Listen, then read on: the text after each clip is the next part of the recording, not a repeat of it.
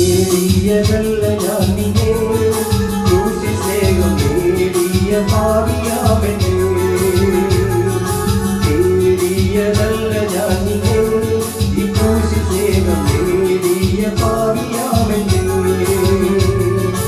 ഓടുന്നു രാത്രിയിലേക്ക് പാടുകൾ ഏറ്റു ഞാൻ, ഓടുന്നു രാത്രിയിലേക്ക് പാടുകൾ ഏറ്റു ഞാൻ.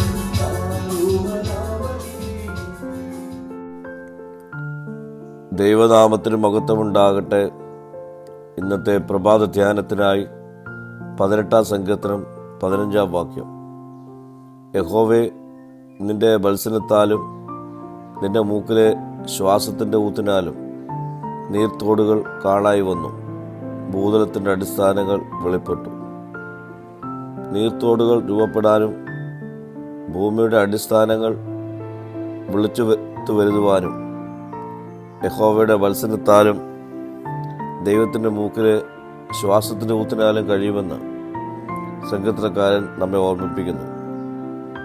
ദൈവത്തിൻ്റെ ദൃഷ്ടിയിൽ ഒന്നും മറവല്ല. ഭൂമിക്കടിയിൽ എന്തെങ്കിലുമൊക്കെ മറച്ചു വയ്ക്കാമെന്ന് നാം കരുതുന്നുവെങ്കിൽ അത് മൗഢ്യമാണ്. അവൻ്റെ മൂക്കിലെ ശ്വാസത്താൽ വെള്ളം ഒന്നിച്ചുകൂടി പ്രവാഹങ്ങൾ ചെറുപോലെ നിന്ന് ആഴങ്ങൾ കടലിൻ്റെ ഉള്ളിൽ ഉറച്ചുപോയി എന്ന് പുറപ്പാട് 15:8 രേഖപ്പെടുത്തിയിരിക്കുന്നു.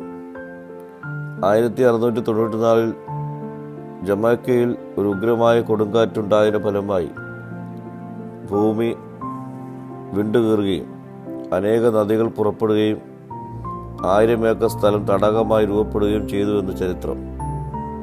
പ്രിയ സ്നേഹിതരെ, ഭൂമിയെ നിയന്ത്രിക്കുന്നതിനും പരിപാലിക്കുന്നതിനും ദൈവമാണ്. ദൈവത്തെ മറിച്ച് മനുഷ്യരൊന്നും പ്രവർത്തിക്കുവാൻ കഴിയുകയില്ല. നമ്മുടെ എതിരാളി എത്ര ശക്തനായാലും നാം ഭയപ്പെടേണ്ടതില്ല.